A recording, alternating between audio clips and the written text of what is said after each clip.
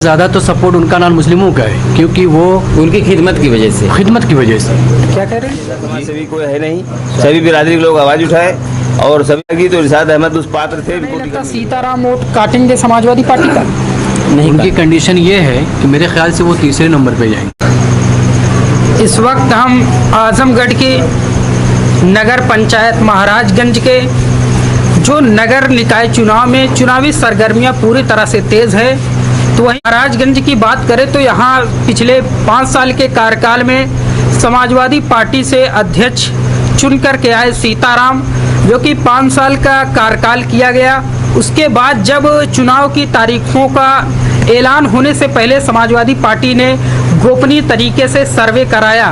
महाराजगंज की जनता का ऐसा कहना है कि उनके 5 साल के कार्यकाल में एक बेहतर विकास कार्य न होने के कारण जनता ने, जब तमाम प्रत्याशियों के बीच सर्वे हो रहा था, तो उसमें जनता ने इरशाद अहमद साहब को यहाँ से टिकट दिया। उनकी पत्नी, जो कि महिला सीट है, उनकी पत्नी प्रत्याशी हैं। उनके तमाम कार्यकर्ता और सक्रिय कार्यकर्ता जो तमाम समाजवादी पार्टी से जोड़ने का काम करते हैं लोगों को, और हम उनसे जानना चाहेंगे कि सबके कार्य उनके 10 साल के कार्य से जनता मुतमईन नहीं है। उन्होंने कोई भी काम ऐसा नहीं किया जो पब्लिक के फायदा के लिए हो।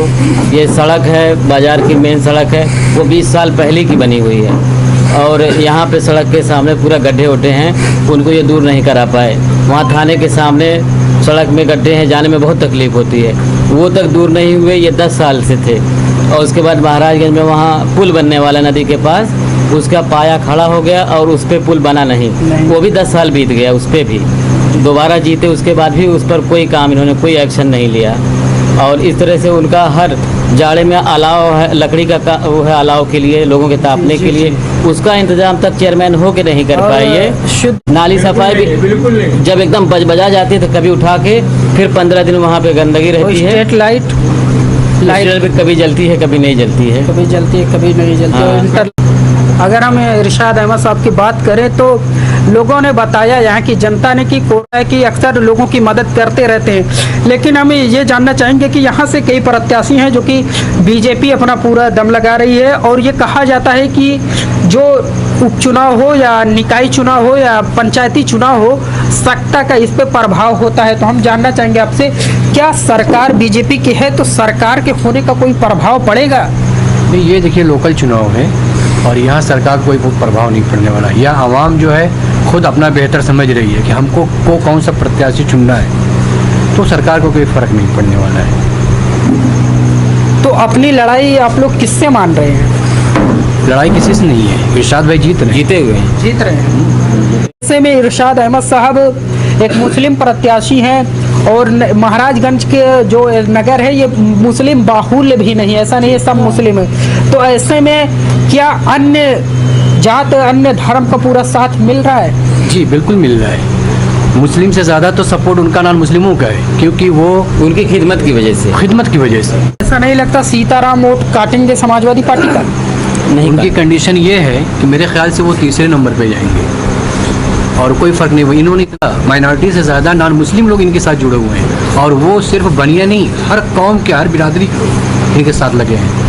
सारे लोग इनके साथ में, इनके सपोर्ट में है, और वही सपोर्ट इनको टिकट भी दिलाया है। सबकी सेवा की 5 साल तक, लोगों की शादियों में, लोगों के मरने जीने में जैसे ये शामिल हुए हैं, लोग उसके कायल हो गए हैं, कोई उनसे हट नहीं रहा। तो लोगों को किस प्रकार से जोड़ते हैं, क्या मुद्दे उनको लेकर जाते हैं, उनके बीच क्या वादे करते हैं आप लोग?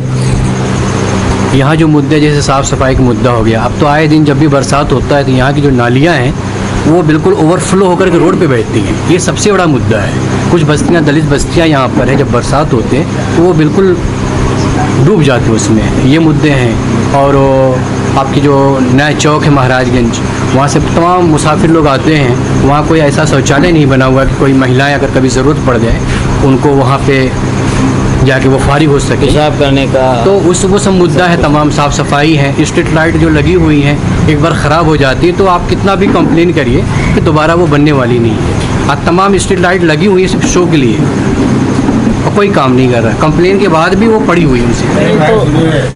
ना कुछ होते हुए इस समाज के लिए इतना काम किए कि जो वोट देता है इनको वह भी, जो नहीं देता सब इनकी चर्चा करते हैं। अच्छा। इनके कर्म की चर्चा करते हैं। तो मैं इनके कर्म जब देखा, मैं तो मेरा ग्राम सभा से टाउन एरिया से बाहर मेरा घर है, तो मुझे बहुत अच्छा लगा। मैं समाजवादी विचारधारा का जन्मजात आदमी हूँ। तो इरशाद भाई ने हर समाज में, हर तबके के लोग को और सबके दुख सुख हारे गारे में रात बिरात 10 बजे इनके अंदर, जानते हैं लिखा गया, एक शायर ने लिखा है कि जिसके हाथों में हिम्मत का हथियार है, छेद सकता है पत्थर की छाती वही जिसके हाथों में हिम्मत का हर हथियार है। सर झुकाती है कुदरत उस वीर से जो अपने वतन का वफादार है।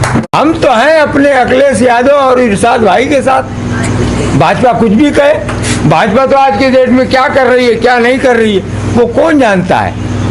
हमने वो गरीबी खत्म कर देंगे, वो कहाँ खत्म हुई? आज भी लेबरई करते हैं, मजदूरी करते हैं, कहाँ खत्म हुआ है? कहाँ खत्म हुआ बताइए हमें। इरशाद भाई से बहुत उम्मीद है कि अब की बार उनको इतना वोट से जिताया जाए कि सारा काम इन लोगों को हो जाए। सीताराम जी हमारे पास गए, हमने बोला कि आपने महाराजगंज में क्या किया? आप 10 साल रहे सपा में, आपको सीट क्यों नहीं मिली?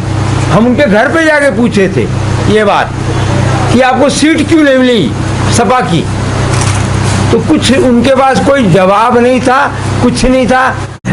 क्या शुभ नाम है? विश्व विजय गोड़ नाम है मेरा। तो आप गौड़ जाति से आते हैं और अन्य जातियां, मतलब हमने देखा कई हर समाज के लोग इनके साथ जुड़े हैं। ये समाज सेवी आदमी है इरशाद अहमद और हमेशा समाज के लिए ही काम करते, गरीब तौर के लिए विशेष काम चाहे करते, वो किसी भी धर्म किसी भी धर्म का हो।